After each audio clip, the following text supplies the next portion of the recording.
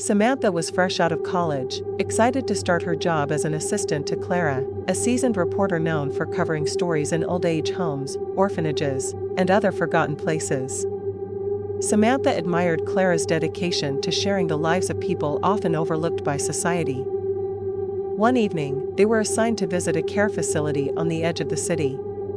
The building was old and surrounded by empty fields, giving it an eerie, lonely vibe. As they arrived, Samantha felt uneasy, but she tried to shake off the feeling. Clara began setting up her camera as usual. The residents looked distant and quiet, their movements slow and stiff. But one couple stood out, a frail old woman in a wheelchair and her husband, a tall man with sharp, piercing eyes that seemed to follow Samantha everywhere. While Clara was busy interviewing one of the residents, Samantha wandered through the dimly lit hallways of the facility. The air was damp, and the walls were cracked. She came across a locked door at the far end of the hall. Something about it felt wrong. There was a strange, low humming noise coming from behind it. Curious, Samantha leaned in to listen. Suddenly, the noise stopped, and she heard faint whispers, almost like chanting. As she stepped back, the door rattled violently, as if something on the other side was trying to get out. Samantha gasped and ran back to Clara, who dismissed it as her imagination. Though her expression seemed uneasy, Clara said, "Old buildings make weird noises." Later that night, while reviewing the footage, Clara noticed something disturbing. In one clip, several residents were sitting in chairs in the common room. But as the camera panned back just a second later, the chairs were empty. "They were just there," Clara muttered, rewinding the footage. The residents had disappeared in an instant, leaving the chairs eerily rocking back and forth. Samantha's stomach turned. "Clara, we shouldn't be here anymore. This place isn't normal."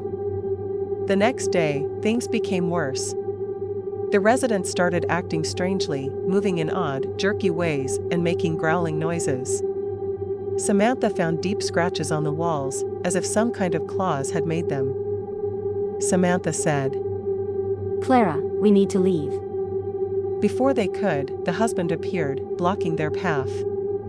His voice was now a low growl, his eyes glowing brightly.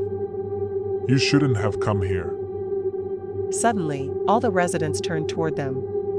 Their faces began to change, twisting into horrifying, monster-like forms. Samantha and Clara ran for their lives. They reached the car, and Clara quickly tried to start it. "Run, I'll catch up," Clara shouted. Samantha hesitated but ran as Clara told her. She sprinted down the road, her heart pounding as the creature's shrieks filled the air behind her. After a moment, she saw headlights. Clara had started the car and was driving toward her. Samantha felt relieved and slowed down, climbing into the passenger seat when Clara stopped. "It's over now," Samantha said, trying to calm herself, but something felt wrong.